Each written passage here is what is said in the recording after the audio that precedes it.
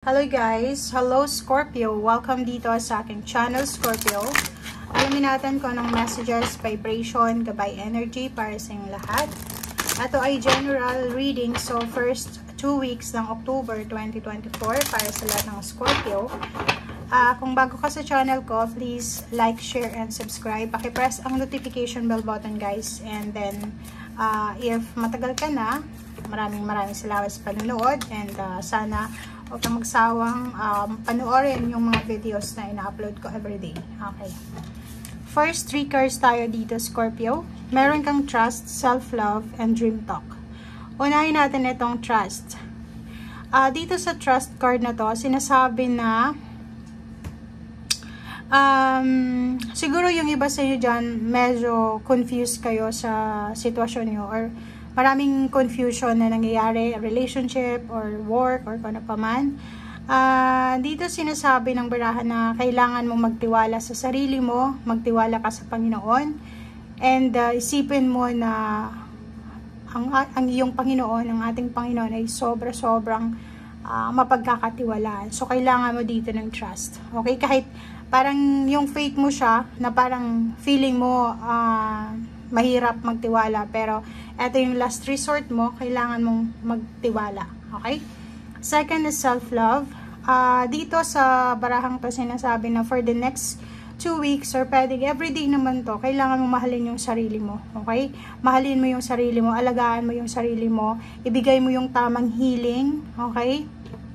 Hindi lang naman siya sa sasabihin mo, okay, kailangan ng self-love, kailangan maramdaman mo yun, na mahal mo yung sarili mo. Okay? Kailangan mong i-appreciate yung sarili mo, lahat ng flaws mo, mga success, failures, i-accept mo yan. And dito sinasabi ng barahan na kailangan mong wag lang alagaan yung katawan, like physical body, mental, emotional, spiritual, financial, lahat yun. Dapat sabay-sabay mo siyang alagaan. Okay? And next is dream talk. Dito sinasabi ng barahan na for the next 2 weeks or first 2 weeks siya, marami kang mga synchronicities like mga deja vu. May mga panaginip ka na parang nangyari na. May mga symbols, signs, messages na pwedeng nakikita ka sa panaginip mo na ito ay way para ng spiritual helpers para makipag-communicate sa'yo. So may mga gusto silang sabihin sa'yo yung mga spiritual helpers mo, guides, angels, archangels. And kailangan mong maging aware sa ganyan. Okay? Oops. Lightning. Power.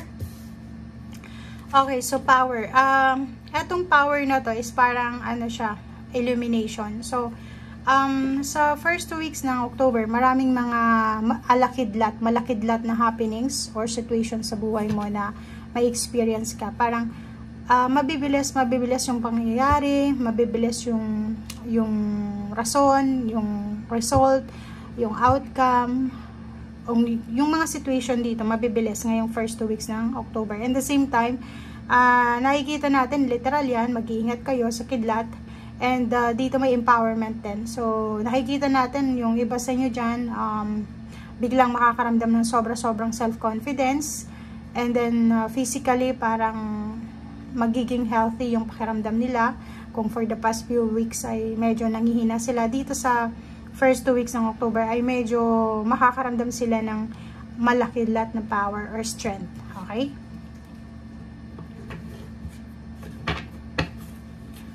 Okay.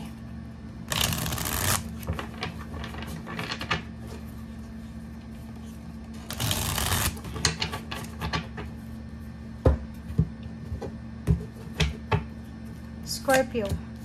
First card natin is 9 of Pentacles. Ang 9 of Pentacles na to is wish fulfillment. So, posibleng sa first 2 weeks ng October ay makuha mo yung minamanifest mo na pera. Pwedeng may hinihintay kang lump sum of money or pwedeng may hinihintay kang sweldo, payouts, bonuses, bayad sa utang, or kung ano man to.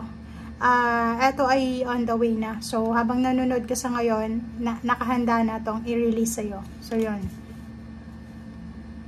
Okay, next card natin is, dahil dyan, posibleng may celebration na mangyayari. So, magse-celebrate ka or pwedeng kasali ka sa isang okasyon or celebration. So, pwedeng masaya to. So, pwedeng yung iba sa inyo magse-celebrate dahil sa financial success na darating sa kanila. Okay, and Queen of Swords, so yun yung focus mo sa ngayon. Parang nakikita natin dito na wala kang ibang focus ngayon kundi makuha itong financial success, itong financial stability, or pwedeng kung ano man yan na hinahanap mo or hinihintay mo. Okay? And after mong makuha yan, dun ka magse-celebrate. And dito naman, sinasabi na sobrang ganda na ito guys, kasi punong-puno ka ng pag-asa, confidence. Yun nga, sobra kang confidence sa October na to, and at the same time, punong-puno ka ng pag-asa na nakikita mo yung sarili mo na magiging successful ka, lalo na sa usaping pera. Relationship naman, may pwedeng magkarelasyon na magdedesisyon silang mag-travel together. May magkarelasyon dito na pwedeng makapag-desisyon sila na lumipat ng ibang bahay, lumipat ng ibang tirahan, umuwi sa dati nilang lugar, or kung ano man to. Next is, meron din dito na posible magkarelasyon na pwedeng yun, sila ay magta-travel dahil sa trabaho, sila ay lilipat dahil sa trabaho, or sila ay lilipat dahil mas ramdam nila na mas magiging successful sila sa lugar kung saan sila pupunta. Okay? So, eto naman, King of Swords, ganun din. So, dalawa yung powerful swords mo, King and Queen, na sinasabi dyan na focus. Kailangan nyo ng sobrang focus sa buwan ng October, kasi pag hindi kayo nakapag-focus, pwede kayong mawala sa focus nyo. Syempre, ganun, di ba? Okay, next card is 7. May kailangan kang proteksyonan. So, ibig sabihin, kailangan proteksyonan is either yung business mo, yung work mo, yung family mo, or kung ano man tong kailangan mong proteksyonan. So, sa pera naman, balanse. Wala namang masyadong issues dito. Balanse naman, parang may lalabas, may papasok, nasa tamang direksyon. And eto naman, nakikita ko sa'yo dito, sobra kang busy. Sobrang busy, sobrang focus sa ginagawa, multitasking, sobrang sipag, sobrang tiyaga. Yun ang nakikita natin. And eto naman na Emperor, isa sa dahilan kung bakit gusto mong, sobra kang masipag sa ngayon, or gusto mong tapusin yung mga bagay-bagay na dapat tapusin, kasi naghihintay ka ng positive outcome, diba? Like for example, nag-overtime para maraming sweldo, and binibigay mo yung best mo sa ginagawa mo, kasi alam mo na may kaagiba to na success or outcome, positive outcome. And last card natin is Ace of Wands. O yun, ganun, diba? So yun, it's a confirmation na sobra kang masipag, sobra kang matyaga, kasi nag-a-anticipate ka ng financial success, nag-a-anticipate ka ng new beginning. So dito, sinasabi na may iba na pwedeng ma-promote sa trabaho, taasan yung sweldo, and then papasok sila sa bagong yugto ng financial success nila. Parang ganyan siya, okay? Meron ditong merong Scorpio na o-offeran siya ng managerial position or pagtaas ng sweldo, pero kailangan niya mag-travel, kailangan magtrabaho sa ibang lugar or sa malayong lugar. Okay? So, thank you guys and see you again. Bye!